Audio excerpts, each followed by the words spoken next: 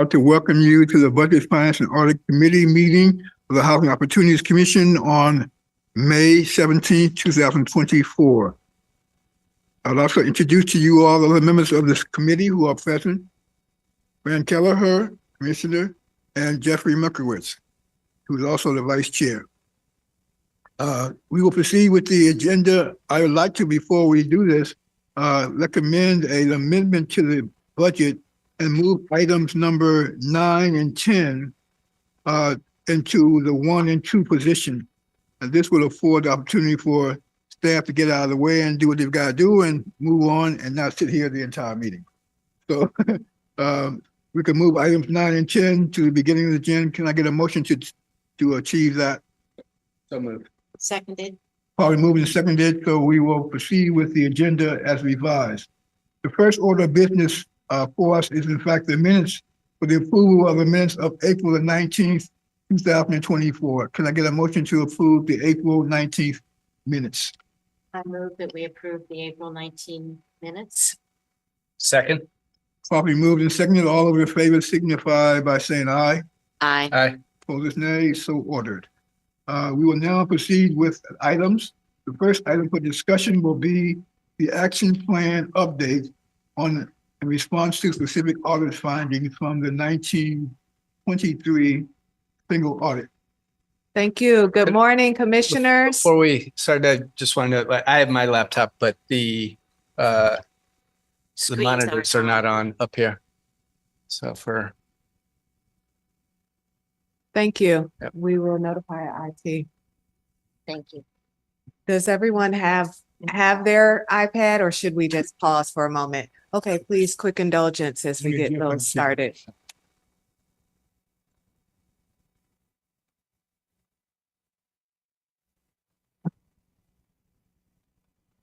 Let's find the magic switch. Yeah.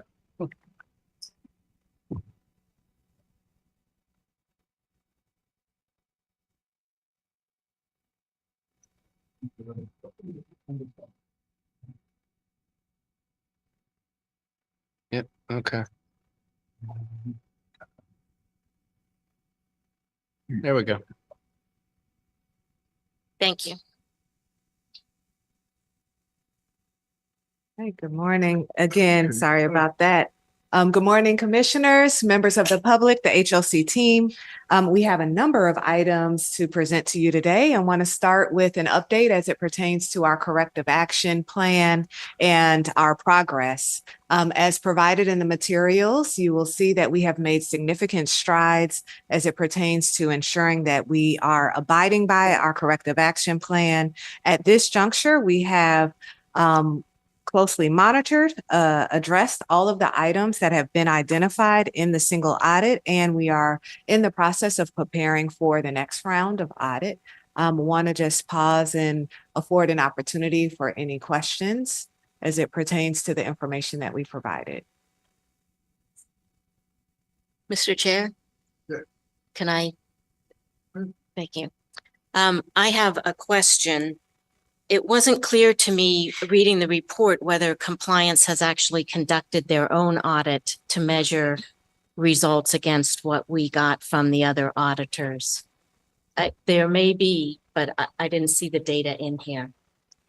Yes, and I guess, and I know I will, of course, defer to Darcel, our Vice President of Compliance, but I do want to just set the tone. In addition to the responses that we received from our independent audit, because of the findings, we retained another company, Quadell, to perform another level of audit that was overseen by our Vice President of Compliance so that we could ensure that we were in full compliance. And I'll turn it over to Ms. Cox to provide more details. Thank you. Good morning. For the record, my name is Darcel Cox, Vice President of Compliance. As it relates to the fiscal year 23 audit, the compliance team has not gone back out to perform site visits for this particular information. However, we will resume our site audits for starting fiscal year 25, which coming this July. But we have received information from the property to ensure that these action items were met, but we just have not done a physical audit. Okay. And do you have information from the consultants? I do. I'm still working from with the consultants. I have information. I asked President Andrews if we could defer that for the next update. Okay. My experience is that these quarterly updates would each have an audit that was the same procedure that the original audits were done on and show how the data compared so that we could track whether it's improving or not and know what the auditors are going to find next year before they do their audit. So any data that you can provide would be much appreciated in your next report. Okay, Thank you. thank you. I think the question is just, are we confident that it's working? That the changes that we've made are working? So as it relates to, again, the quarter audit was tied to fiscal year 22. And we did have some struggles with getting Edgewood caught up. And that's why I wanted to wait until the next audit to give you all an update, because now I have them back on track as it relates to that particular audit. Right. I think we're talking about a couple of different things. Right. So let's break it down. And there's different programs that were identified. So let's go step by step. In the first finding, it referred to the fact that there were a total of 3 files out of all of the files that were identified that were missing. So the question is, are we still in a process where we have missing files?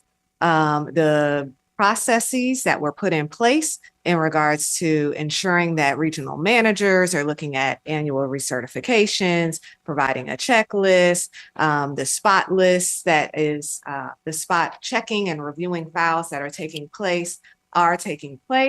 The process of our compliance team going out and looking at those files in hand is something that will be resuming soon. However, this process in terms of ensuring that there are spot checks, that the regional managers are engaged, has taken place. So then there's that next level of QC that will be happening.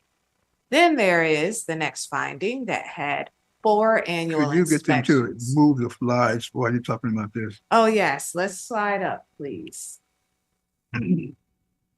Right? Because to speak about it holistically and not identify, in some instances, we're talking about property management. Some instances, we're talking about file retention. In other instances, we're talking about the voucher program. And Ms. Cox's response is kind of broad, but there are steps and measures that have been taken to ensure compliance here. So we have the next, which is the annual inspection standards. There were 4 files out of the files that were evaluated where the inspection was not completed within the 12-month fiscal period. And then there were 33 files that did not have previous or subsequent inspections performed. The corrective action was for Edgewood to complete inspections in alignment with annual recertifications. So moving forward, that was to be the process. You might recall, this is on the heels of COVID. The pandemic. Have not been in many Yes. units. The solution was, as we go forward, we will now begin to do that. Edgewood has now begun to conduct annual inspections at the time of recertification. So that is happening concurrently. The management agent has reviewed the files and completed all inspections that did not happen prior to that time. So we have cleaned up and addressed those prior inspections, and moving forward have gotten in sequence there. The HOC compliance team will go out and double check those files to ensure that those hard copies of those inspections are in the file. I would note that this area about the inspections was the most significant in terms of the number of findings, because the rest of them were very minor in terms of 1 or 2 records or files. This one on inspection was the one that had the largest number. And again, I attribute that, as you had said, to the during COVID of not having access to these apartments. Yes. And trying to catch up with that. So right. There definitely has been a great deal of effort to get caught up and to reinstitute inspections happening at recertification. Yeah. This next finding had to do with one track file. This is a system where we have to provide information to HUD. One of our track files created a termination for late processing of re-examination. We were to look at our tracks errors. The compliance team does currently monitor the monthly portal, this information we receive from HUD on a monthly basis. You may recall this was a scenario where there was just one minor error, and to date, there have not been any additional errors. So the compliance team is following and monitoring this. We then go into the next group, which relates to waitlist documentation. In this instance, we had one selection. So again, I appreciate Chair Priest, you acknowledging that in many instances, one finding could result in you not being in compliance. So Right. just to give color to the challenges that we're addressing here, it's not a systemic challenge that we're experiencing, but because of it, we are still making sure that we're closely monitoring. There was one selection that couldn't be supported with documentation. At this juncture, the Edgewood management team verifies that staff selected the applicant from the housing path. The HOC compliance team monitors as a part of quality control visits, and the HOC team has a checklist, and we're confirming compliance during those checklists. Then we move into the voucher program. There was one file where we failed to address in PIC, which is the system that HUD utilizes to determine if an individual is properly in our system. This was a port in from another jurisdiction. There was a delay in their submission of materials, and that is what caused this one fatal error. We explained that, and unfortunately, it still resulted in a finding on our behalf. But we, of course, have continued to oversee, and we have not had any additional errors of concern there, and believe that was an anomaly. Then we move into failed inspection standards. There were 9 files where abatement should have been implemented. And then this ties into, again, the inspections issue. You see here that we have, and then I'll move us down because we connected this all to the inspections with the voucher program. We retained a new inspection company, Gilson. I should note, although it's not written here, that in that transition, there were thousands of inspections that the other company in that transition had not completed, that Gilson had to start with, clean up, and then get moving with inspections that needed to take place. There's an outline of how this monitoring of Gilson and inspections would take place. Staff in the voucher program implemented this process immediately. Gilson sends reports regularly, ranging from daily to monthly. So there are ongoing discussions. The report of abatement is sent daily so that we no longer miss any abatements that need to take place. And then there's a weekly standing meeting. And in accordance to the plan, our compliance team does perform quality control reviews, and that does take place now and meets with the HRD team. There's also another level to this, and I'll just share in terms of us ensuring that we have the support in terms of training for our team. But Gilson is the contractor that handles our inspections. And with that, I will pause for any questions. Thank you. It sounds like great steps have and are being taken. I'm just a data person, and so you know, trust but verify, show me the data, and I think everything will be great. Thanks. Great, thank you. Are there any other questions from commissioners? If none, could we get a motion to advance this forward to the full commission? So moved. Seconded.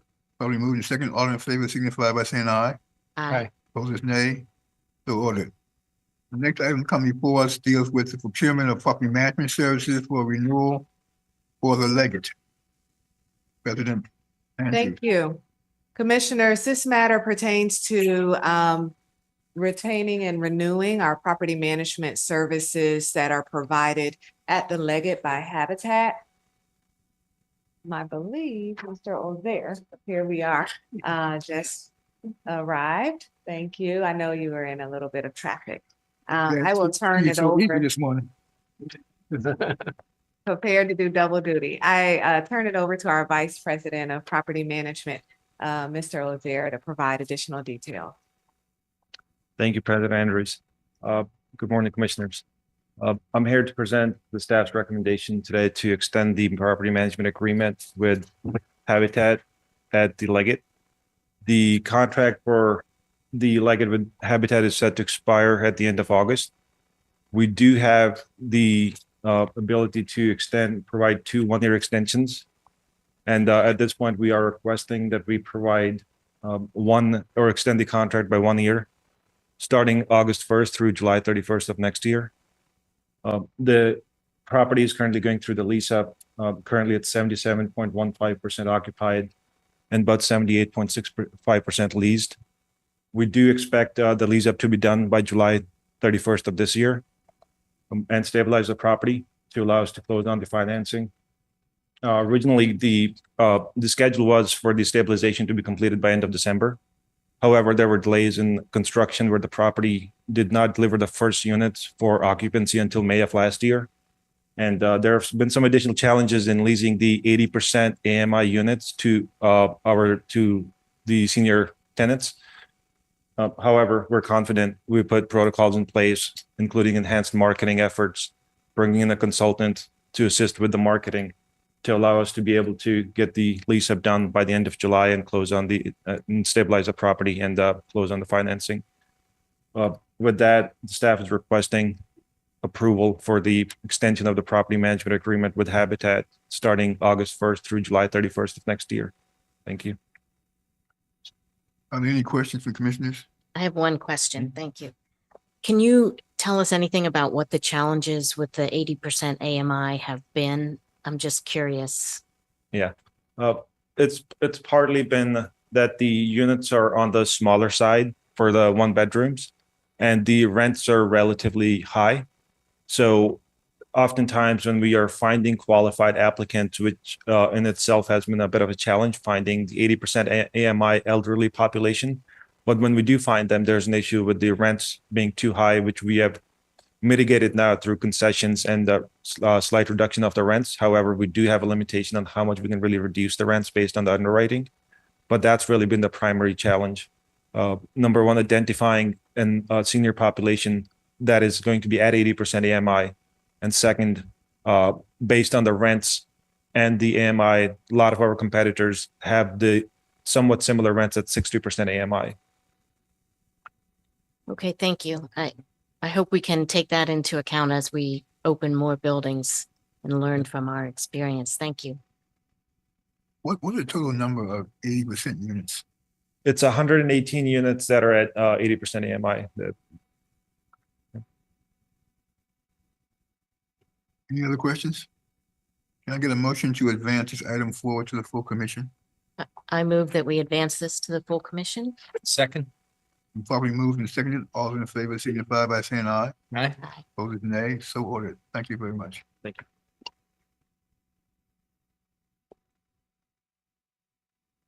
We'll now go back to we have a lot of items today, budget and finance dealing with budgets and audits.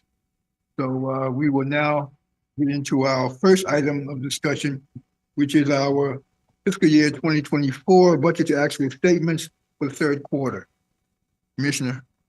President Andrews. Thank you.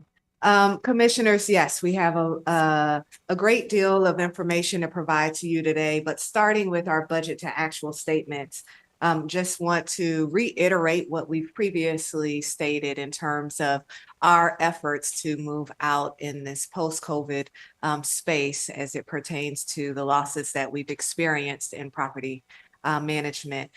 We are seeing some improvement, but not yet as it pertains to these books, because these are last quarter, next quarter, and we've already set the tone that there will be at least 2 to 3 more quarters while we're moving through, because of the timeline it takes to go through the eviction process and to turn a unit into release. So we all understand our current posture. However, I will say that efforts that are currently underway have been extraordinarily positive, and I am very optimistic. The other consideration that I want to share is that the budgets that you are reviewing, when we do our budget to actuals, are budgets that were prepared last year without the expertise of our current staff. And so that also is reflective when you see variances as it pertains to how we anticipated our posture being at this juncture, right? So if we expected that we'd have high occupancy and didn't forecast out 9 months time frame for lease enforcement, you'll also see that reflected in our variance where we thought we'd have this income, but we have this income. We are course correcting as we move forward in FY25. We have much more data, and we also have a well-rounded team that has been able to work together as we forecast for 25. So just wanted to give that additional consideration. I will turn it over to our Senior Vice President of Finance, Tim Getzinger, as well as his budget office team as we go through these presentations today. Thank you, President Andrews. Commissioners, for the record, again, my name is Tim Getzinger, Senior VP, Finance and CFO. I'll try to keep this intro short because we do have quite an agenda. Today, the finance team will be presenting on third quarter performance for fiscal year 2024. Detailed financial data is available in the packets provided, and this morning, staff will be presenting on 8 additional items. We just wrapped up the last 2, and these will include budget to actuals, 2 budget amendments, unaudited financial statements, the calendar year audits, our tenant write-offs, and the 2 budget presentations. As President recently referred, a common theme of these presentations is the importance and our progress in expeditious lease enforcement. This is particularly illustrated in the write-off packet, which reports a notable increase in tenant write-offs, most of which relates to our property management division's success with lease enforcement. This trend is anticipated to continue for the next 2 to 3 quarters, after which lease enforcement is expected to normalize. In terms of our financial position, HOC's fiscal health remains stable. Total assets continue at over $2.1 billion. Although net position decreased by $5 million from last year after adjusting for unrealized loss on investment, HOC ended the third quarter with an adjusted net loss of $3.4 million, which is an improvement over last quarter.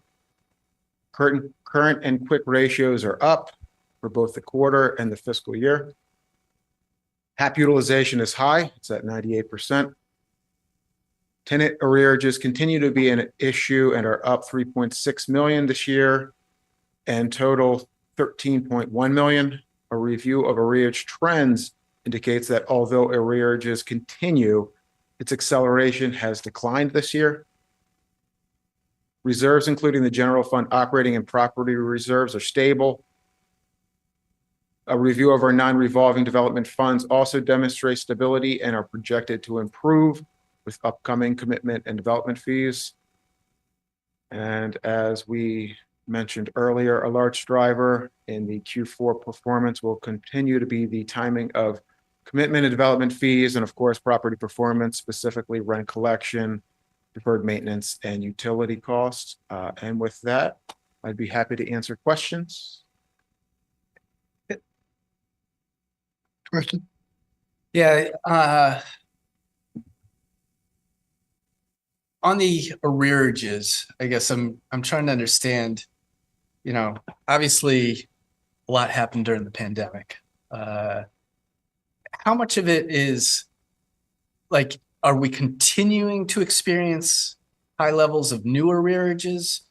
or non-payment. The economy is in a much different position now. Unemployment is relatively low. And so I'm just wondering what's going on now that we're experiencing this, because I don't think it can be blamed on the pandemic anymore. So I've run two different scenarios. One is where we currently are, and it applies the arrearage payments that we receive from the county or the state or the federals. And that's the reason why it's kind of trending down and it's flat. Otherwise, arrearages at this point would be over 19 million if we weren't able to do that. But what we're seeing is 19 is 19 million because we were able to apply almost $7 million arrearage payments. What we're seeing is that there was a peak, and this year it's been very stable. What that would indicate is that lease enforcement will remove those tenants that are continuing to put pressure there. But until we get to that point, which again is going to be 2 to 3 quarters, we're going to see that stabilization until you see. Is it the same tenants who got behind and just are not bothering to ever catch up, or is it new tenants that? So I don't want to speak without the data, Yeah. but it would indicate in the write-off packets that there is an increase in lease enforcement, but then there's also an increase in voluntary move-outs and abandoned issues, which all have to do with evictions. So folks are either being enforced, the leases are either being enforced, or folks understand, hey, you know what? I have a very large arrearage balance. I'm not going to be able to do this. There is no program that pays off $20,000 to $30,000 worth of arrearages. So I'm going to move out. And that's really what we're seeing.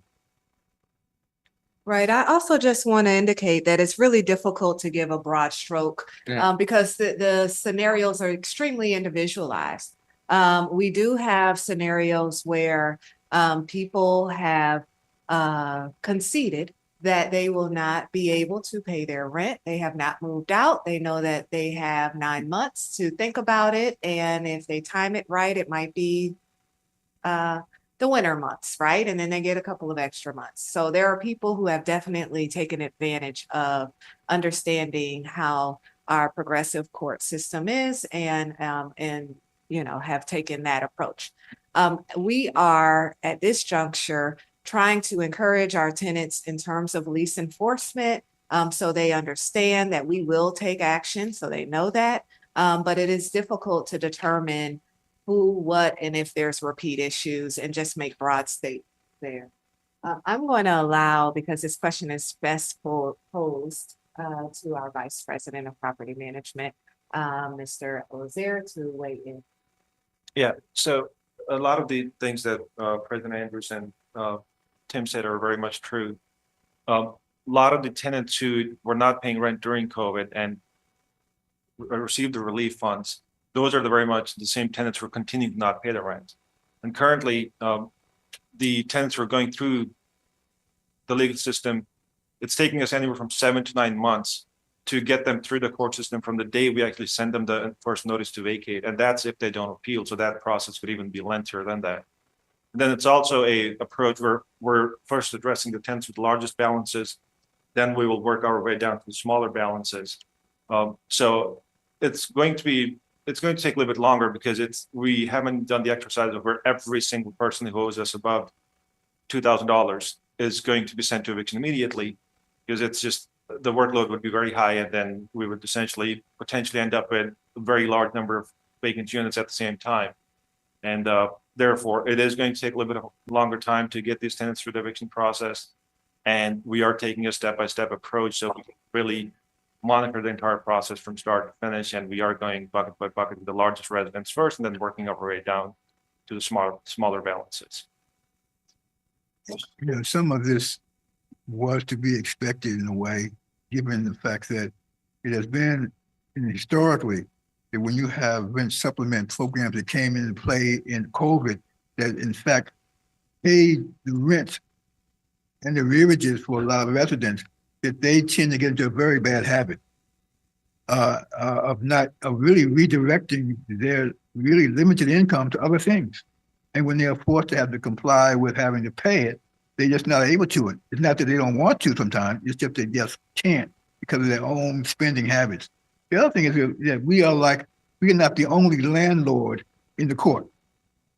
I mean, because and the smaller landlords are really hurting because of the fact that they are caught in that same 7 to 9 month cycle and they have limited fallback capital. And so many of them are walking away from their properties or just not being able to pursue it.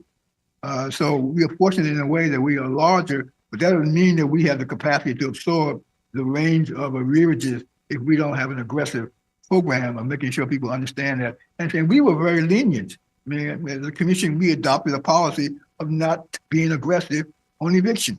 We did that.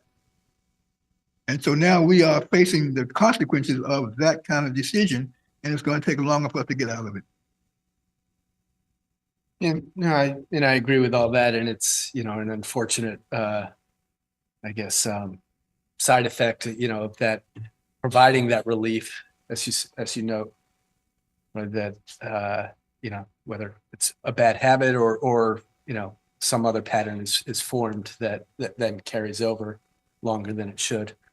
And I recognize, you know, we're doing what we need to do to get back on track. It is painful to see, and I realize that we're going to have to experience a little bit of pain before we get back on track. But, you know, there's a lot of red in this this quarter, and that's why I'm trying to understand, I guess, how much of it is still hangover.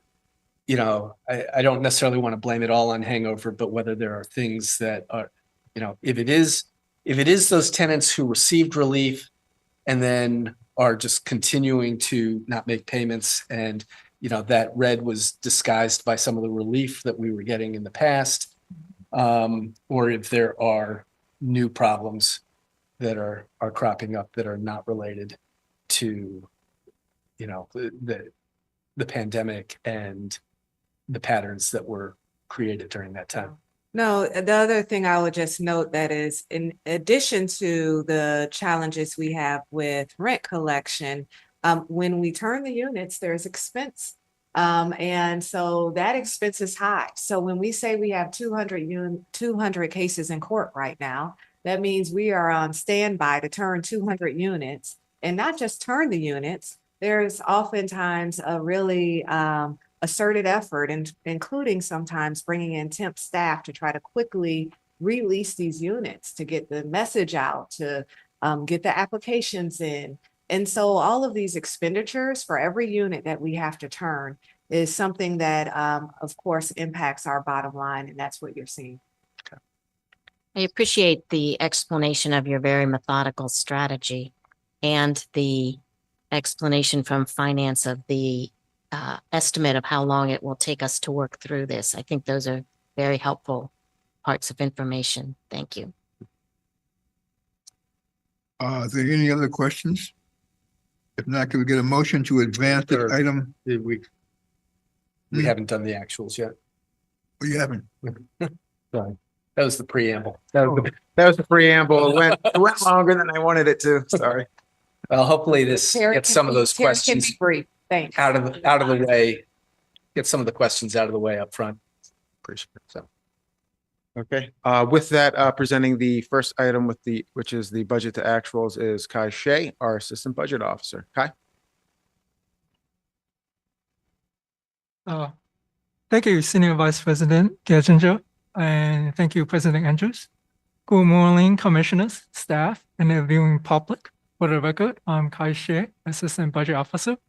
I will try to make this brief. I will be discussing the third quarter budget to actual statements for fiscal year 2024.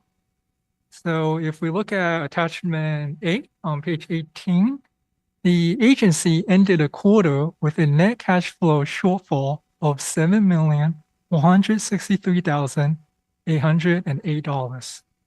This shortfall resulted in a third quarter budget to actual negative variance of $9,723,914 when compared to the anticipated third quarter net cash flow of $2,560,106. The primary causes, as mentioned by President Andrews, continue to be low unrestricted cash flows in some of the unrestricted opportunity housing properties as a result of property performance, coupled with lower fee income in the general fund that are partially offset by savings in various expense categories. So Right. yeah, it should be on page 18 for attachment A, I believe. And one point of clarification, Kai and IT team, we are in the midst of a wonderful transition to this new system, and the numbers, the page numbers might look different. So if you could also look, Kai, on what is being displayed. You can see that there on this screen. I know it's kind of difficult. We need to make sure that IT is displaying the page that you're discussing. So you may have to tell them to scroll up so that they can get to the page. I believe it's on page 18 for attachment. It's also labeled as attachment A, if that helps. Yeah, it should be Page attachment A. 18 in There our you go. packet might be different than on diligent. Thank you.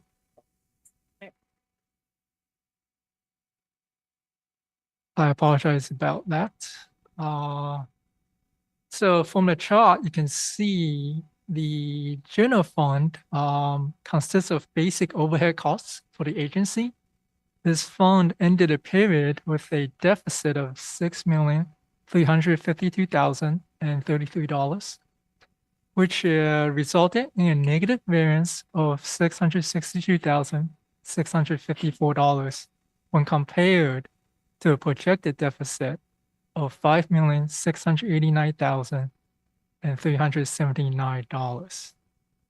As of March 31st, 2024, income in the general fund was $5,420,379 lower than budgeted, and expenses were $4,757,725 lower than budgeted.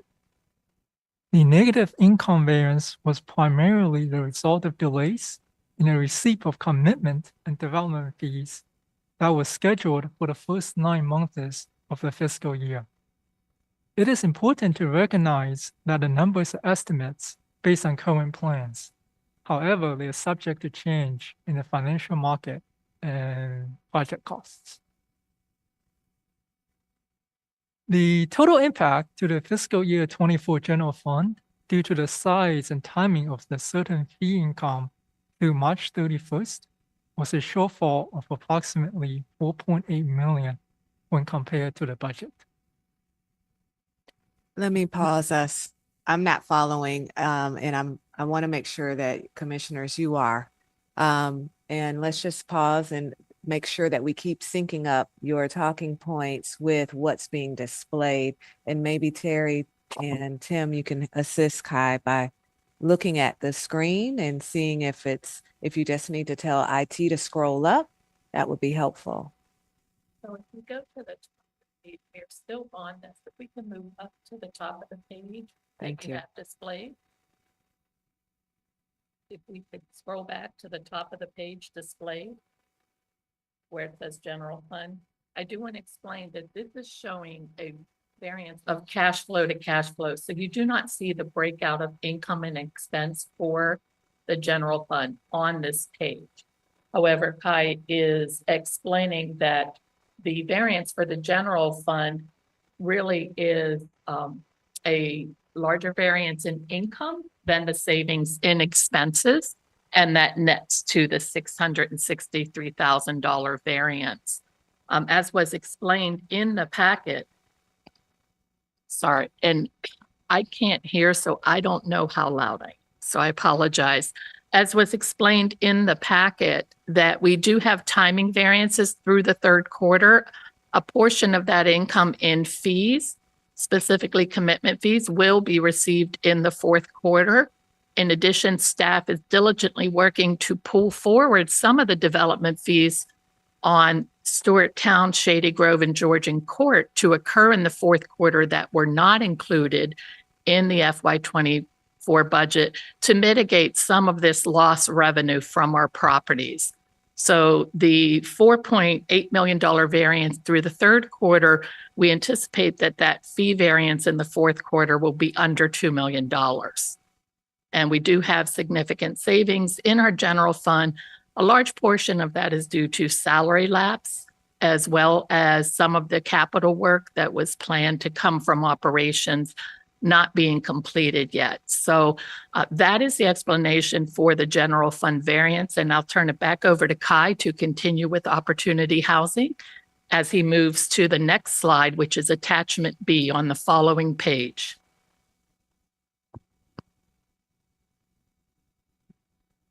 Thank you, Terry.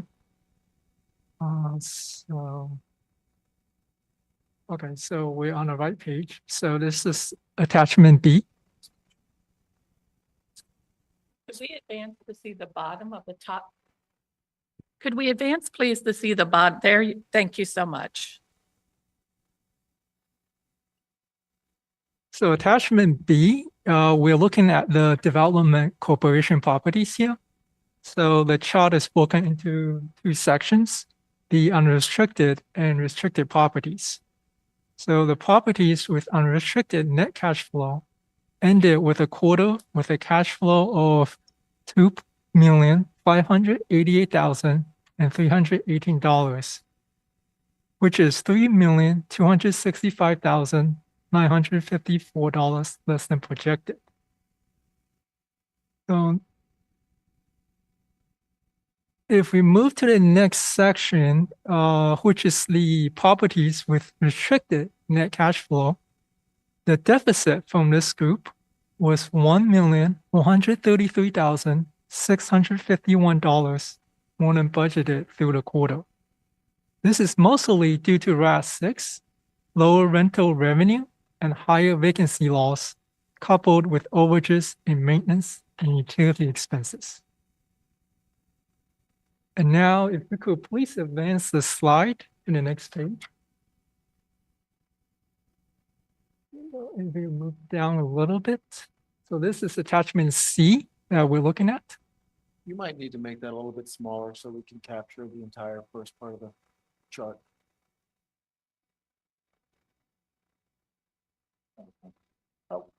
It's a lot of properties. Yeah, it's Thank you.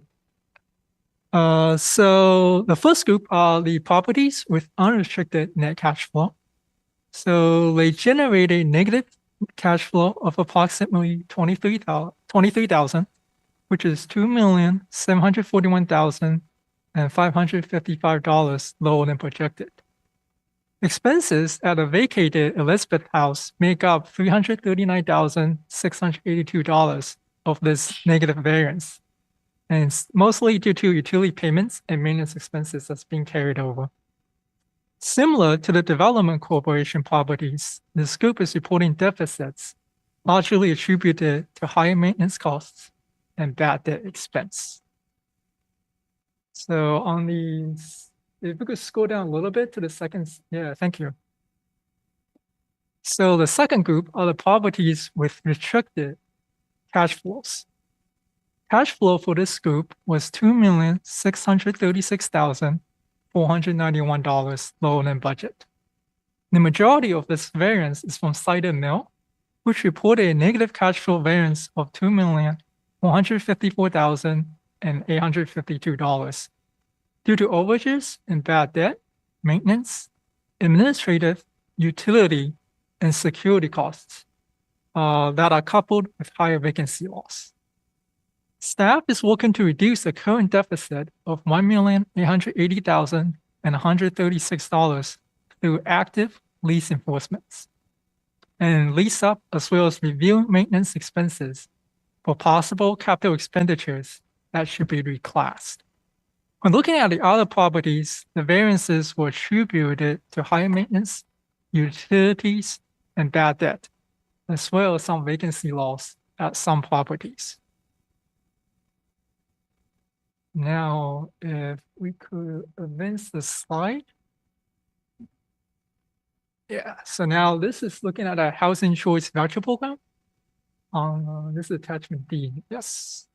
So overall, there was a surplus of approximately 2.05 million. The surplus was comprised of an administrative surplus of approximately 2.03 million, countered by housing assistance payments that exceeded the expenses by approximately 14,000. The administrative surplus was the result of higher than anticipated administrative fee income, coupled with savings in administrative expenses, mostly due to staff turnover. The higher admin fee income was primarily the result of high utilization, an increased probation rate of 97.38% compared to the budgeted rate of 89.5%, and unanticipated income from 2 new programs in stability and homeless vouchers. And finally, if we could advance the slide, please. Can I comment on this? Sure. I would just like to point out, I've mentioned issues with preservation, and buying it is the easy part. The cider mill unexpected $2 million variance, I think, is an example of that, compared to the voucher program where HUD throughout the pandemic and now continues to fully fund all of the expenses and administrative costs that we have with our voucher program. So I think as we go forward, we need to just keep in our heads where our potential risks are and where we have less risky investments that can be made.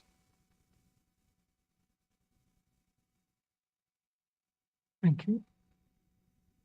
Good move. There we go. Thank you. So this is attachment E, looking at the capital budget. So there were several properties with nominal unplanned capital expenditures that have sufficient reserves to cover the expense.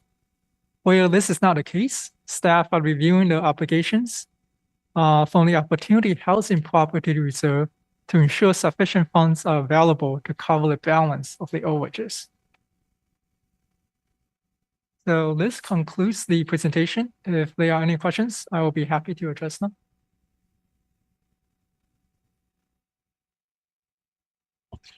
Are there any questions from the commissioners? Just a point, it would be great, as Commissioner Kelleher was pointing out in terms of the Housing Choice Voucher Program, at least that is one we know pretty precisely what HUD's going to do from year to year because of appropriations of what, and the allocation sometimes vary when they get additional money, but basically they give you a number, you can pretty much set. You're dealing with the rest of our properties, we're dealing in unknowns in a way, because you never know necessarily from a month, even when you do a analysis of property inventory inspection to determine what you expect in terms of investments on capital side, that can vary from property to property.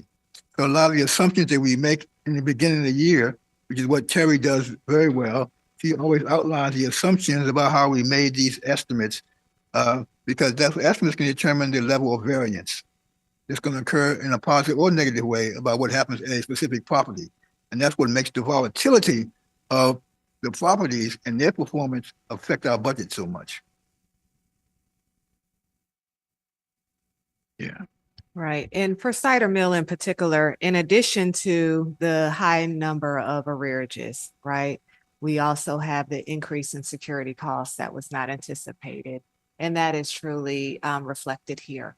And so we are budgeting for that next year, and we are working hard to turn units and get leased up, but that's where we're experiencing some of the challenges.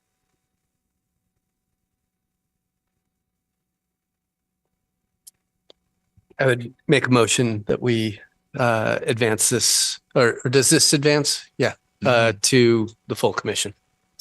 I second. All those in favor of the motion to advance it to the commission signify by saying aye. Aye. Aye. Ordered. So ordered. Next item to come before us is the item dealing with the budget amendment for Metro Point. Thank you. Commissioners, this item is coming before you so that we can adopt a formal budget for Wheaton Metro Point. This is a calendar year budget that we anticipated would have come before you at an earlier time, but because of delays in transitioning this property from our current structure, which is with the limited partner to HOC, needs to be presented to this board so that we could approve a formal budget moving forward. And I'll turn it over to Terry Fowler, our budget officer, for more explanation. Thank you, President Andrews. For the record, I'm Terry Fowler, the Budget Officer. Good morning, Commissioners and viewing public. As President Andrews mentioned, when we adopted the calendar 24 budgets, it was anticipated that the transfer of the Metro Point Limited Partnership would occur before the calendar year began, which is why we did not originally adopt a budget. All documents have been submitted for the transfer. We now anticipate that that will occur by June 30. So what we've brought before you today is a budget amendment to establish the budget for January through June 30 of calendar 24. The budget projects approximately $31,000 in income that is restricted to the property and capital of approximately $52,000. So we are asking for approval to establish this budget for that 6-month period. And I will note that once the official transfer occurs, we will bring a budget amendment to you for fiscal year 25 to incorporate this property into the agency fiscal year budget. And I'd be happy to address any questions you may have related to this item.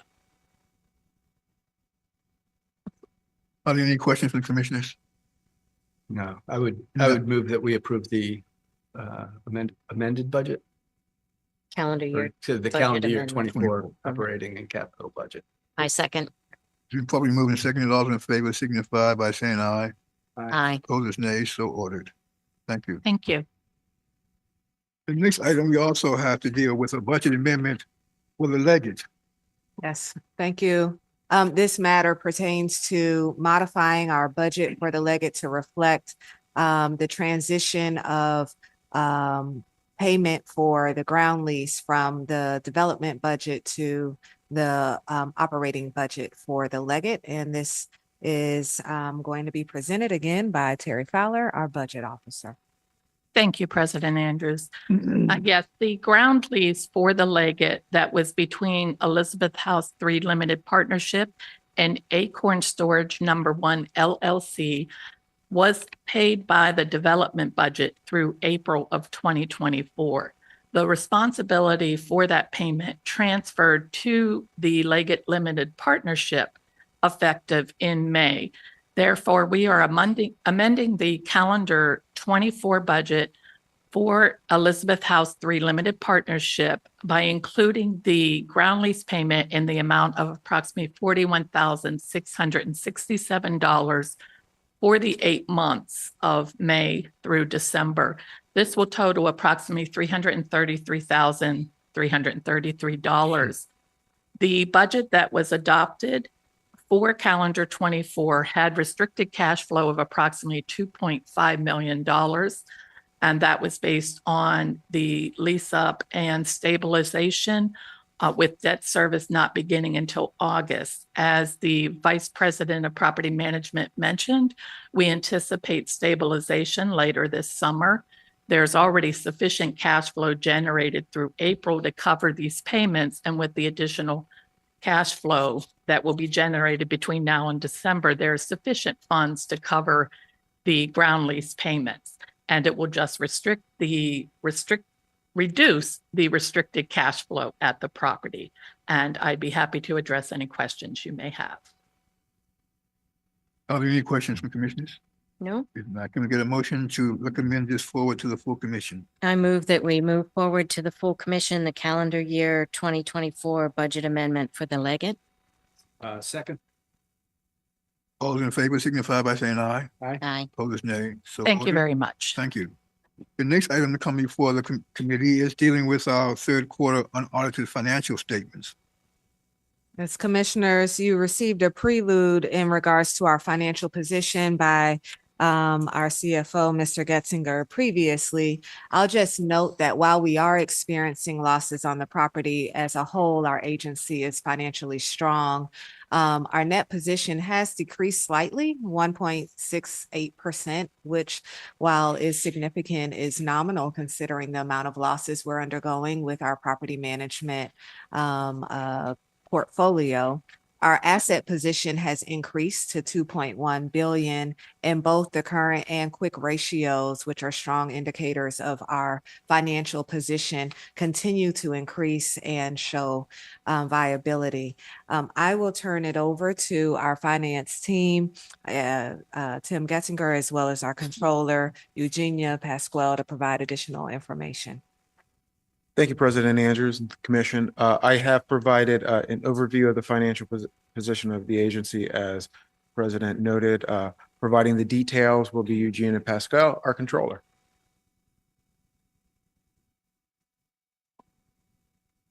Good morning, Commissioners, HOC staff, and viewing public. For the record, my name is Eugenia Pascal, Controller. Kindly scroll to page 36.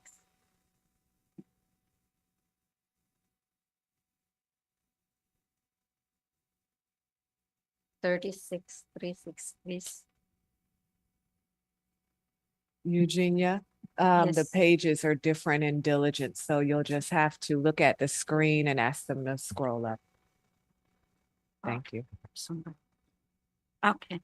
As of the quarter ended March 31, 2024, the Commission's total assets amounted to 2.1 billion, an increase of 26.9 million from the fiscal year ending June 30, 2023, with a corresponding increase in total liabilities of 31.7 million, which is partially offset by a 5 million decrease in Commission's net position. The liquidity ratios showed improvement since June last year, attributed primarily to lower bonds principal and interest payable that will come due within a year, as well as undrawn mortgage proceeds payable to component units. The current ratio was 4.94 in March 2024, as compared with 3.63 in June 2023. Whereas the quick ratio was 4.27 in March 24, as compared to 3.30 in June 2023. The net increase in total assets, excluding the deferred outflows, is mainly driven by an increase in restricted long-term investments, partially offset by a decrease in restricted cash and cash equivalents, attributed primarily to investing activities of the undrawn bond proceeds from the multiple purpose bonds issued for the HOC headquarters and mortgage-backed securities transactions under the single family fund. An increase in mortgage and construction loans receivable from several component units due to additional draws from the PNC real estate line of credit and the OHRF, primarily the Willow Manor, EH3, Shrek, Shady Grove, Georgian Court, and Hillendale, partially reduced by a decrease in the OHRF unrestricted cash. An increase in advances to component units, mainly driven by the timing of the payment and reimbursement of capital and operating expenses at several properties via the general fund central disbursement system, which is partially offset by a decrease in the general fund unrestricted cash. An increase in accounts receivables and prepaid expenses, such as mortgage, property, liability insurance, computer and software license and maintenance support, as well as rent, asset management fees, and insurance claims receivables. And lastly, a decrease in unrestricted cash and cash equivalents and some opportunity housing properties.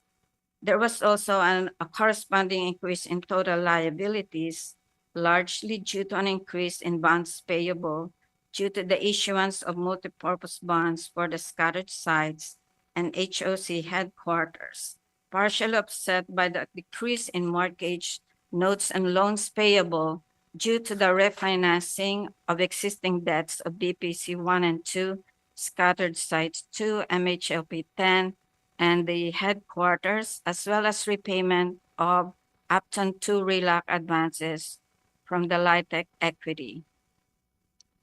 On page 37, I'm sorry, in the income statement, the commission's net position decreased by less than 2% from 296.8 million in June 2023 to 291.8 million in March 2024, attributed to the first 3 quarters of FY 24 net loss of 5 million, which is about $500,000 lower than a net loss of 5.6 for the same period ending March 2023. Eugenia, please pause. Let's look at what's being displayed on the screen and advise if they need to scroll up, please. Page 30. It should say, combined statement of expenses, Yes, yes. and it is a large spreadsheet. Thank you. Scroll down. It is probably about 10 pages from where you're at. Oh, there's no pages, I'm sorry. More. Scroll down. No, just more.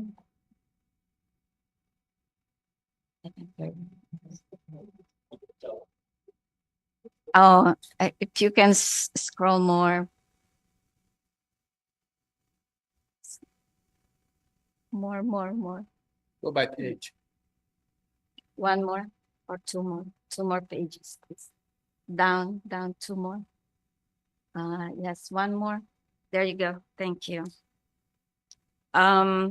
So if we adjust the net loss for the recording of the unrealized losses and investments and capital distributions, the agency ended the 3rd quarter of FY 24 with a net loss of 3.4 million, as compared to a net loss of 0.3 million for the same period last fiscal year.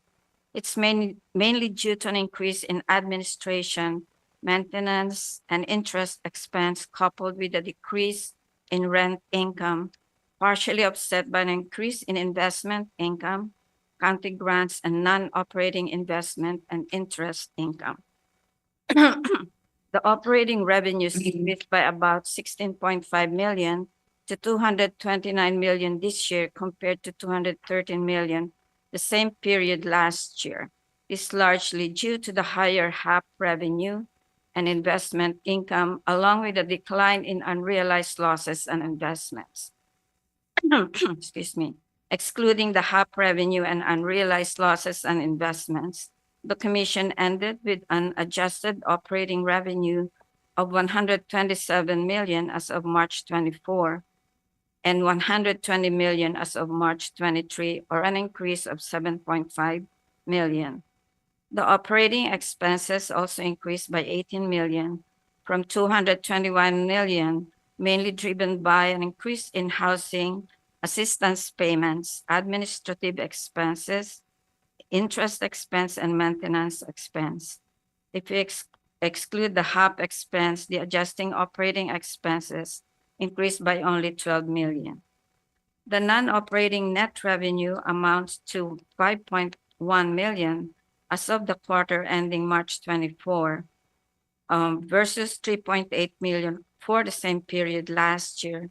This is attributed to an increase in investment income, non-operating interest income, and mortgage and construction loans receivable, partially offset by an increase in non-operating interest expense. A more detailed information are provided in the notes to financial statements. This concludes the financial statements presentation. If you have any questions, we'll be happy to answer them. Thank you. Any questions from the commissioners? No. This does not require us to advance this to the commission. No This is just for our information and a report, so we don't need to take an action on this item at all. So we want to thank you, if there's not any questions, for this update. Just unrelated to this matter, because we're dealing with looking at a lot of charts and graphs, which we don't always have at these meetings. Is there any way that the presenters can control these slides as opposed to IT? We can discuss, I'll share with you some of the administrative challenges. Post-meeting, I'll walk you through kind of what some of those challenges are, but right now we're not able to do that. And I didn't mean right now. I just meant Right. going forward, we could look at some way to be able to do that because it's really distracting, at least to me personally, if you're talking about one thing and I'm seeing something else. So go ahead. The next item that we have coming before us is the uncollectible tenant accounts receivable.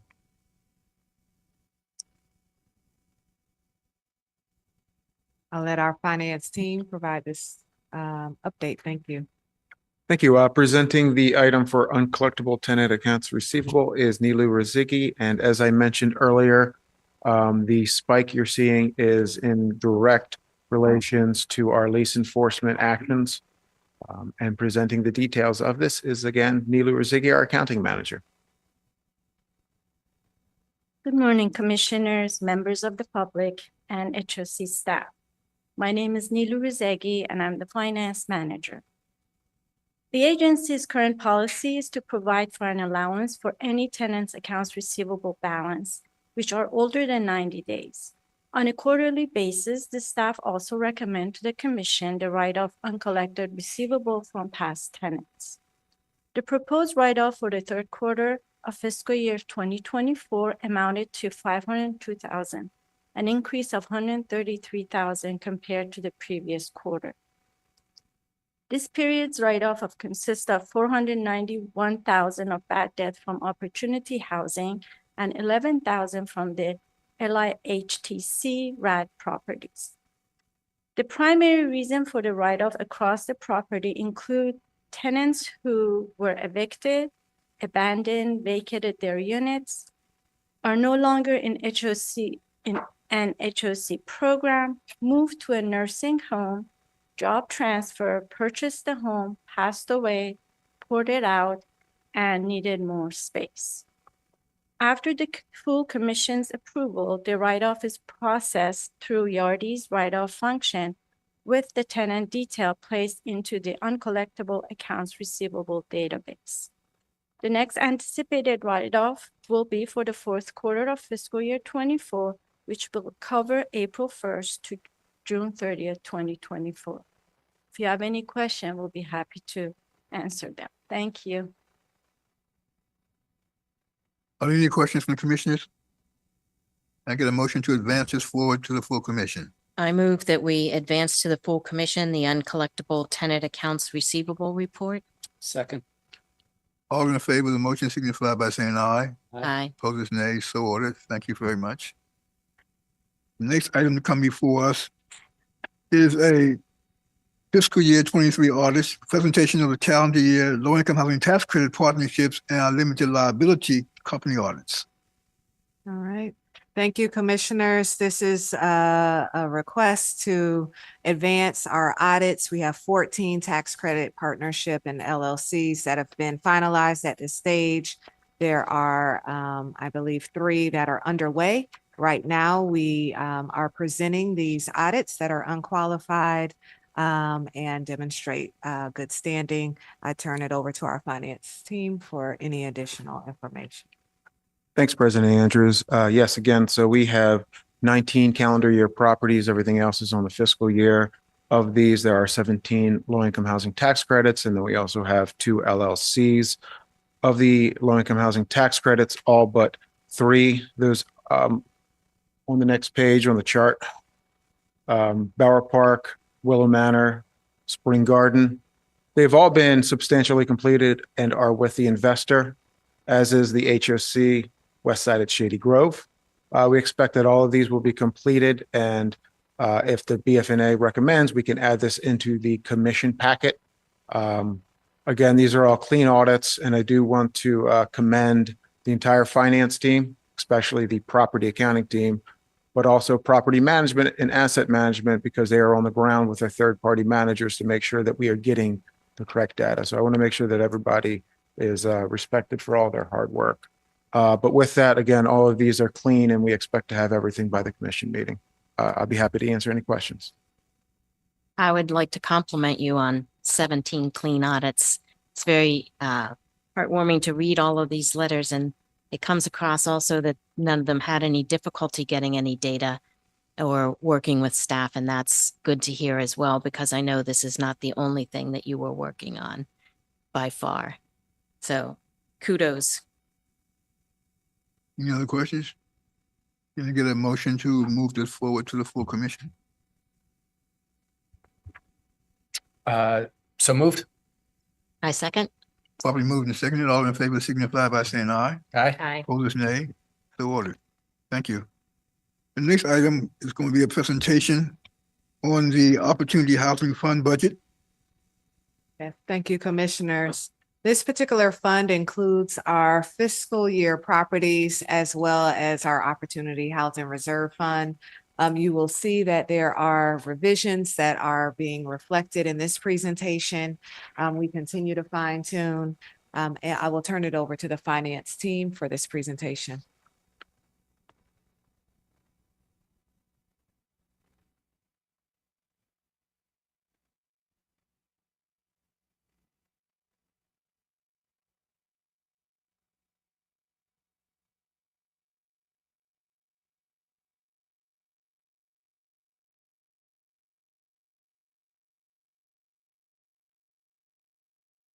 Good morning, commissioners, president, and judges, staff, and the viewing public. For the record, my name is Kai Xie, Assistant Budget Officer. Today, I will be presenting the fiscal year 2025 budget for the Opportunity Housing Fund. If we could move the slides a few pages, please. Please move to the PowerPoint presentation. It should say Budget, Finance, and Audit Committee Meeting, FY. Thank you. Thank you. So yeah, next slide. There you go. Thank you. So looking at the slide, this is the fiscal, this chart, it's the fiscal 2025 agency recommended operating budget as we presented on April 19th, 2024 at the commission meeting. So at that time, we presented a budget of 348.36 million. I was balanced with a draw of 854,000 from the general fund operating reserve account. If we could please move to the next slide. So this is looking at the fiscal year 2025 agency revised operating budget, summarizing the changes we made back on April 19th. So we began with a balanced budget using reserves. The revised budget now shows a surplus of approximately 111,000, mostly from increased county grants. If we could move to the next slide, please. So this chart shows the 5-year overview of the income in the Opportunity Housing Fund, and it's broken out into two sections, the operating and non-operating income. You can see that the non-operating income are in light blue. The income for the 2025 recommended budget was 110.55 million, the majority of which is based on rental income, net of concessions and vacancies, as well as income from retail space, laundry, parking income, and various fees. We also have income from federal funding, rental license fees as well. This is a decrease of approximately 806,000 from the fiscal year 2024 amended budget, mostly due to lower gross rent potential based on the consistency we have implementing the 2023 county executive voluntary rent guidelines of 5.8%. It's also a decrease due to continuation of higher vacancy loss at some of the properties during the current year that we have been refined in the recommended budget. There's also the projected sale of Brookville Road that's expected to occur in November. And finally, there's one vacant retail space at the Metropolitan. Income transfers also decreased approximately 157,000 from the fiscal year 2024 amended budget, This is again due to the reduced draw from existing cash for the book available sale that we're anticipating. If we look at a fiscal year 2025 revised budgets, refinements of approximately 344,000 have been made to the recommended tenant income. So this is mostly attributable to a reduction in rent increases to align with the new VRG of 2.6%. There's also a removal of the 10 units that will be sold from MPDU 1, as well as some vacancy loss assumptions that have been refined. Transfers have decreased by approximately 26,000 due to decreased draws from existing cash for deficits of 31,000 and an increased draw on a general fund operating reserve for MetroPoint of roughly 5,000. You can see the net impact of these changes results in an income of approximately 110.185 million. If we could please advance to the next slide. So the distribution of the sources of funds to support Opportunity Housing Fund is depicted here. As you can see, tenant rents make up approximately 105.12 million, or 95.4% of the fund's revenue. The remaining 4.6% comes from transfers between funds, non-dwelling income, laundry and parking income, other rent-related fees, miscellaneous income, other tenant income, and finally, grants. If we could move to the next slide, please. So this slide shows you the 5-year detail of the expenses in the Opportunity Housing Fund. You'll know that non-operating expenses are in light blue. The fiscal year 2025 recommended budget included expenses of approximately 108.9 million. Overall, expenses increased by 382,000 or 0.4% on the fiscal year 2024 amended budget. This is mostly due to increases in operating expense categories that are partially offset by reductions in bad debt, debt service reserve contributions, and reductions in restricted cash flow and development corporation fee expenses that represent unrestricted cash from the properties. The following revisions have been made to the recommended budget. Interest payments decreased by approximately 289,000 or 1.1%. As a result to the changes to rents, vacancy loss, and debt service, operating reserve contributions decreased by approximately $415.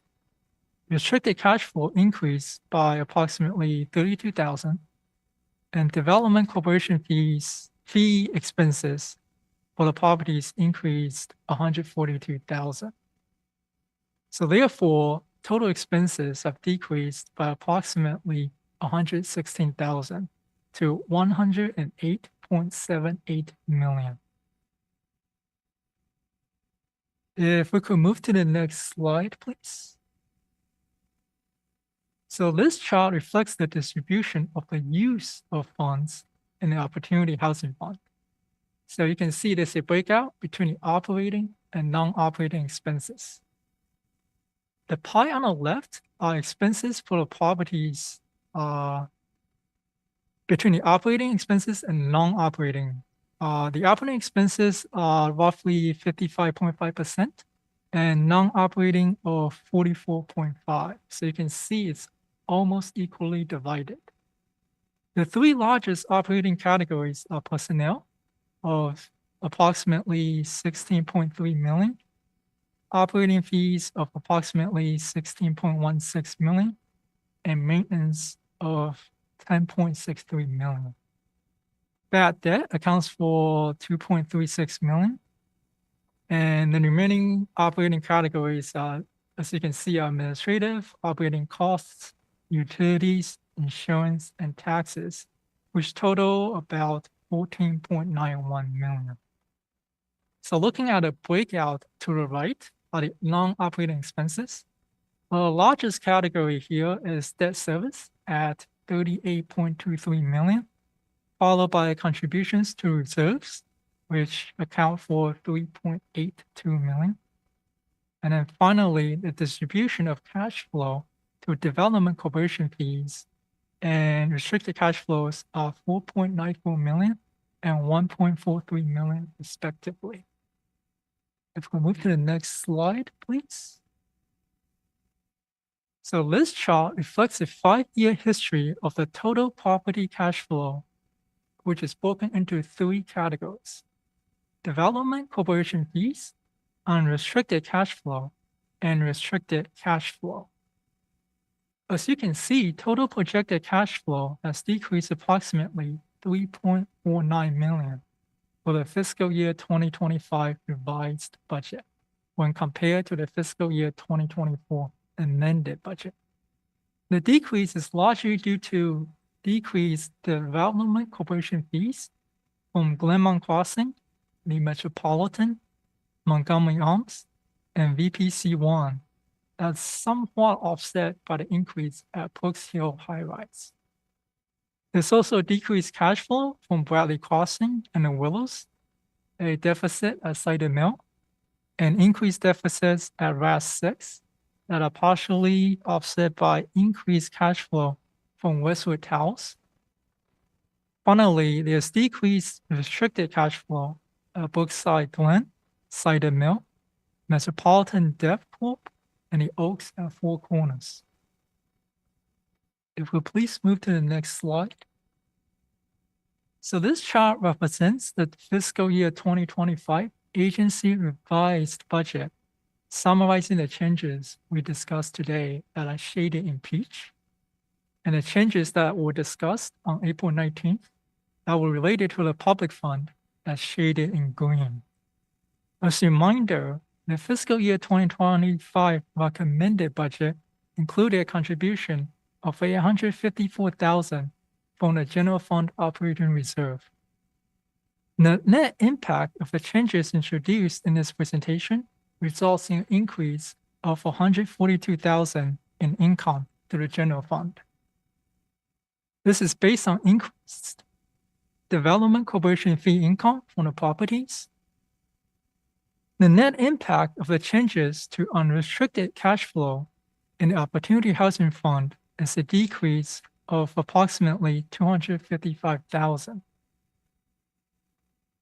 All of this combined with the increased funding from the county contract that was partially offset by the removal of the budget salary lapse in resident services and a decreased fees of $6,000 paid from the Housing Choice Voucher Program to the general fund for overhead expenses will result in a negative balance of $2,062.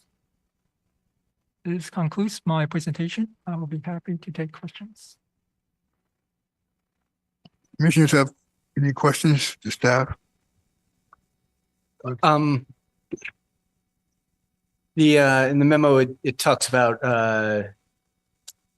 with tenant and non-dwelling income decrease, the inconsistency with implementing the 2023 voluntary rent guideline of 5.8%. Talk about that. Sure. Yes. In many of our properties, the rollout of the VRG, the increase in the VRG did not occur. And therefore, as a result, while we budgeted for that increase, it was not realized in our income. That happened at properties where we have since recommended a change in our property management companies. But this is something that across the board, we're having to monitor more closely and ensure that we are applying the VRG that is currently in effect. And we have definitely taken steps to remedy that, but we did not holistically benefit from that 1 year where the VRGs went up. And so our tenants maintained their rental levels during that year. So I guess how did we miss that? I hear that it was the management company's responsibilities to implement that. And Absolutely. This is just to be candid, directly related to the fact that we have had skeletal staff in property management that we have had to ramp up so that we can oversee our third-party property managers in a more holistic manner. And so without that level of oversight, without that level of monthly review of their rental statements, as well as not having all of our properties in Yardi. You may recall that we have various property management companies. They all have their own systems. By the time they report out to us, there is a delay.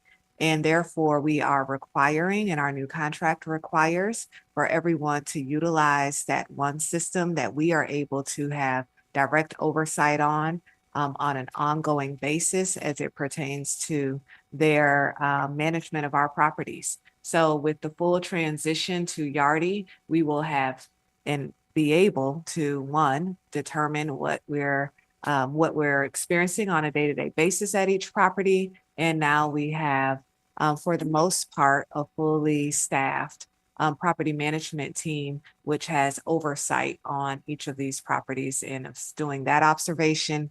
And then we now also have an asset management division that looks on a quarterly basis. But this was not something that we were in a position to have that level of oversight previously. And these are the steps that we've taken to remedy that moving forward. nice for our tenants. It's a compounding loss for us. Yes, Since that absolutely. affects the base for every year going forward.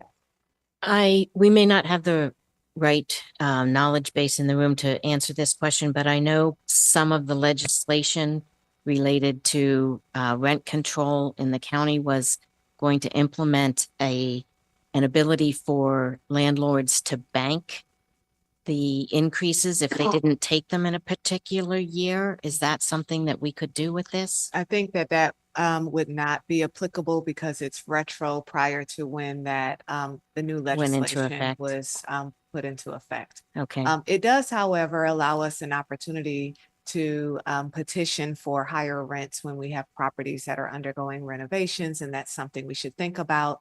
And just as a reminder, we've taken the position that we apply VRG across the board at our properties, even for our market rate rental. And of course, we have a policy position around that. That may be something to reconsider at some point in the future. But just wanted to reiterate that that's the position that we maintain for our current portfolio. What percentage of units did not see the increase? I believe across the board, our units did not receive an increase in VRG that impacted some properties more than others. I'll turn to Terry to provide any insight. Did we have any properties where you recall? And if we need to get back to the commission, we definitely can. Yeah, I think we would have to look at this on a property basis with property management to see which properties actually were able to implement it and which ones weren't. Yes. I have one other question. We talked, I think, at the last meeting of this about possibly developing a policy to have a 10% reserve. Is that built into this budget? The 10% reserve was a policy that will come to the commission in June, Right. and it's aspirational. And because of the posture of this budget, we would not implement that additional increase. It was positioned, whereas in years where we have a surplus, we will take the step to add that surplus to get to the 10%, not baking it into an already deficient budget. And so that policy will come to the commission, and that's the recommendation for implementation of that policy. Thank you. Thank you. This information certainly wouldn't be available for last year, but it'd be interesting to note what impact implementation of the voluntary rent guidelines have on existing tenants from those, for example, if they're having problems paying their rent now, any increment could be that amount that pushes them out of our unit. And so there could be some lost revenues that come by just our implementation of a voluntary rent guideline. And so, I'm not asking you for an answer for that now, but it'd be interesting to see what that looks like in terms of the impact that implementation of those kinds of things have on our overall tenancy. Are there any other questions from commissioners? If not, can we get a motion to advance this forward to the full commission? I move that we advance this forward to the full commission. Second. Probably moving second, all in favor signify by saying aye. Aye. Opposed, nay. So ordered. The final presentation that we have today for the committee is a presentation on the fiscal year 25 mortgage finance and real estate development budgets. Thank you, commissioners. This particular presentation really focuses in on how we manage the timing of our commitment and development fees. You'll see modifications based on new projections. Ultimately, there is a decrease to our general fund because of the timing that we project, but this is truly a matter of timing and adjustments that we are advancing. I will turn it over to our finance team for this presentation. Thank you, President Andrews. Again, for the record, I'm Terry Fowler, the Budget Office. If we could advance the slides to the PowerPoint presentation that follows the write-up and move to the first slide. Thank you. Today, as President Andrews mentioned, I will be presenting the FY25 recommended budget for mortgage finance and real estate, as well as revisions that have been made to that budget since the April 3rd meeting.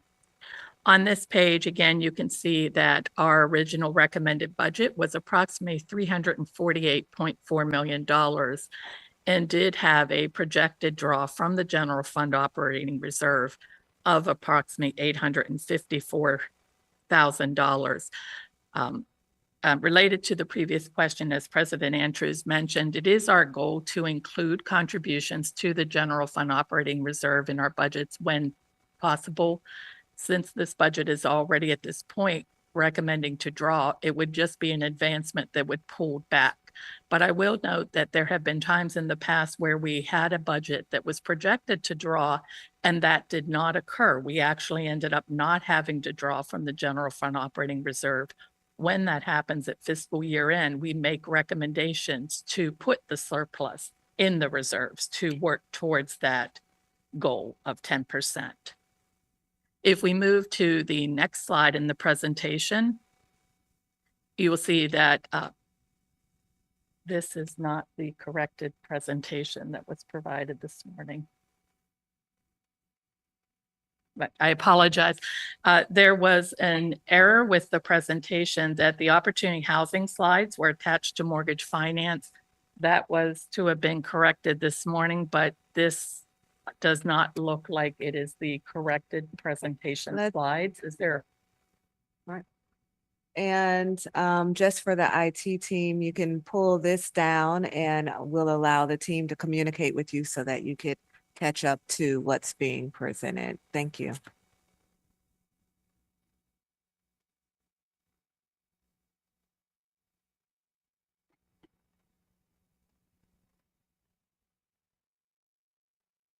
Terry, if you could, we have provided commissioners with a hard copy. Okay, I'm just opening mine so that I could read from those pages. I'll be with you in just a moment. Thank you. And I do apologize for that confusion. So again, if you advance to the next slide, commissioners, of what you have before you, you will see that this slide is presenting the revisions that have been made to the recommended budget, both at the April 19 meeting and the revisions that Kai introduced earlier to you in this meeting. We are currently sitting at a shortfall of approximately $2,000. We will introduce changes that will change that. I do want to also mention that unlike the previous presentations that focused on individual funds, today's meeting will involve discussions related to all 5 funds: the general fund, both the multifamily and single-family bond funds, the OHRF, which is a part of the Opportunity Housing Fund, and the public fund related to the county grant for our administrative costs for our closing costs program.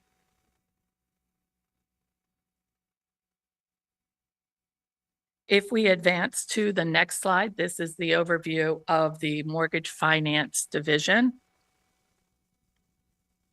This division generates loan management fees and commitment fees on the transactions that are financed by HOC and monitored for loan and regulatory compliance. Commitment fees are split, with 40% being unrestricted to support agency operations and 60% restricted to the OHRF for future capital investment in real estate. This income supplements the unrestricted cash from our properties. The FY25 recommended budget included fees of approximately $7.45 million, which represented an increase of $22,000 from the FY24 amended budget, of which approximately $3 million was unrestricted and $4.47 million would be restricted to the OHRF. Based on revisions in the size and timing of the projected transactions, the FY25 revised budget now includes fees of $7.08 million, which represents a decrease of approximately $372,000 from the FY25 recommended budget. And again, approximately $2.83 million of that is unrestricted and $4.25 million is restricted to the OHRF. We could look at your next slide. This shows slide 5 of the PowerPoint presentation before you shows the breakout of the FY25 projected revenue of approximately $15.538 million as discussed.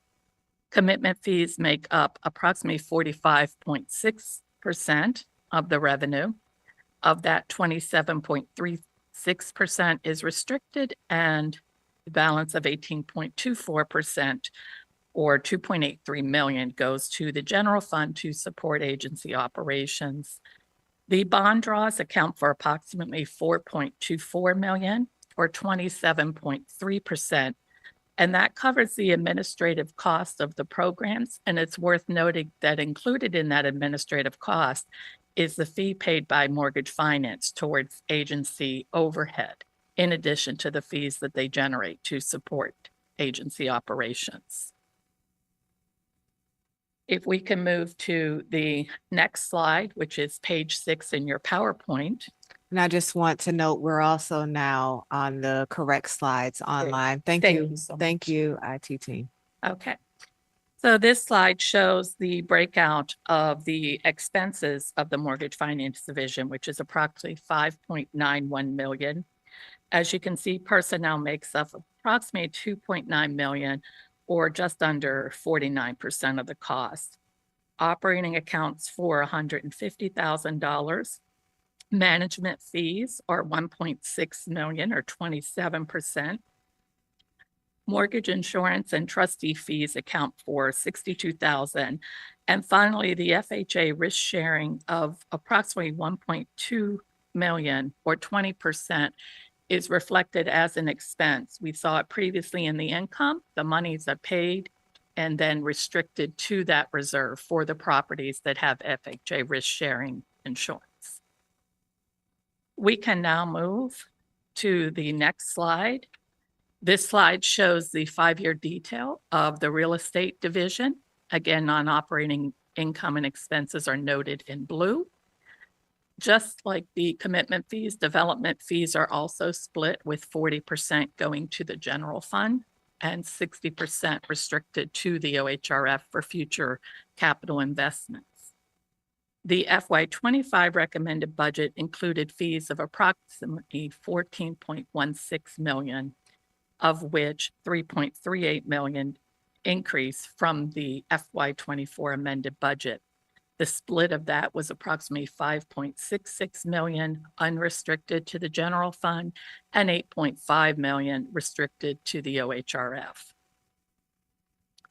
Based on the revisions in the size and timing of our projected transactions at this point, the revised budget now includes 12.73 million, a decrease of approximately 1.4 million from the recommended budget, of which approximately 5.1 million is unrestricted and 7.64 million is restricted to the OHRF. The final slide. Can I just, sorry, this is just a labeling point. You may want to correct. The final two columns say FY 2024 recommended to FY 2024 revised. I think Thank that should be 25. And that was on the previous you. chart as well. The final chart in this presentation shows you where we are based on the two BF&A meetings that we have had to discuss the FY24 budget. You will see that the impact on income and expenses introduced in this presentation that is presented in the light purple results in a decrease of approximately $720,000 of fee income to the general fund and a decrease in fee income to the OHRF of approximately 1.08 million. The change in the OHRF will result in less income being restricted to the fund.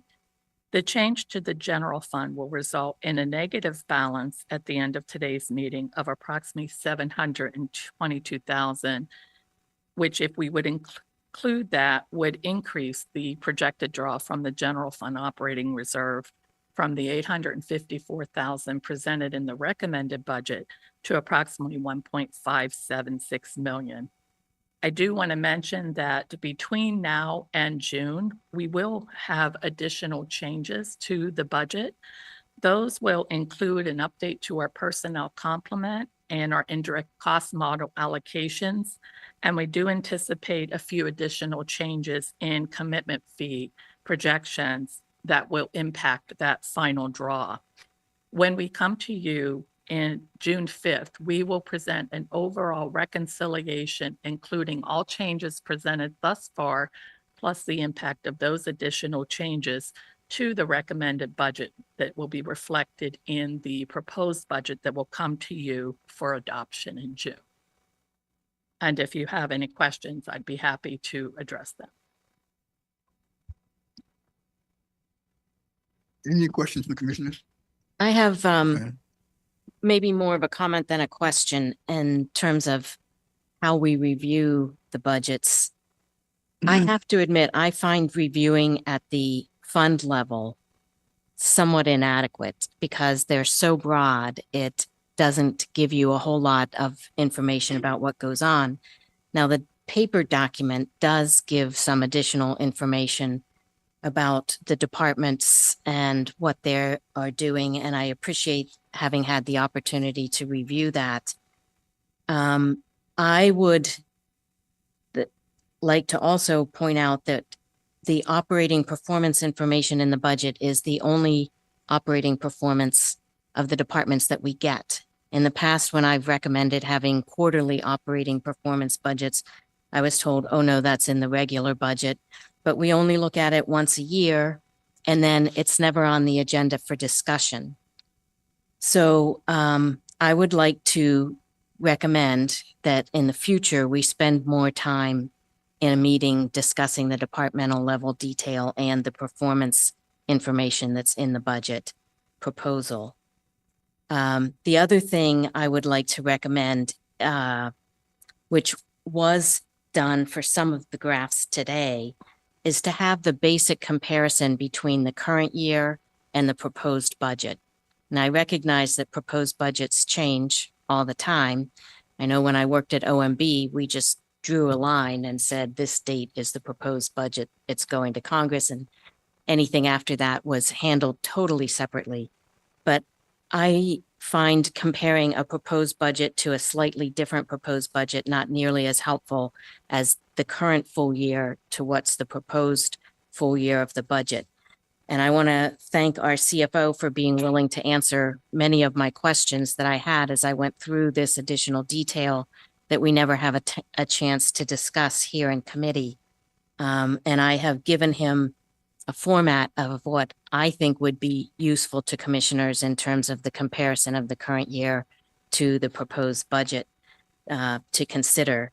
So I just want to put those out on the table because I really feel that in our oversight responsibilities, just looking at the fund level is not adequate. I understand the importance of the funds and making sure, because of regulatory requirements and bonds requirements, et cetera, that the funds are in the right place and that they balance out. But I don't think that gives us the operational oversight of the budget, whether it's really hitting strategic priorities or not, that would be useful. So I'm hoping we can move towards something that's a little more detailed and a little more useful.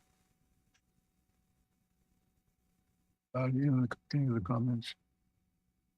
If not, can I get a motion to advance this forward to the full commission for the next meeting? So moved. Second? I second with my comments noted. With that, all in favor signify by saying aye. Aye. Opposed, nay. So ordered. This concludes all of our presentations for the committee today, but let me say that we've covered a lot of information, and I've been very pleased with the fact that we have gotten a lot of data and information from you all prior to the meeting, and even with some cliff notes about a couple of the presentations that we looked at. So I want to say I appreciate those. When the full budget gets presented, and there are going to be a lot of other reconciliations you just mentioned about changes that are going to be made, it would be very helpful if you could summarize those changes as opposed to having to pick them out. What are they? What are they? So it'd be easy for you to give a little cliff note and walk us through what those changes are from what the original proposed budget are to what's being recommended. And it's helpful to know what those changes are being driven by. Yes, those changes will be detailed in the packet presentation and supporting information that will be provided in June. Yeah, that'd be very helpful. Yes. Thank you very much for all this information. And there's no other business to come before the committee. The committee meeting is now adjourned as of 11:47 Thank you. a.m. We're still in the same morning. Good morning.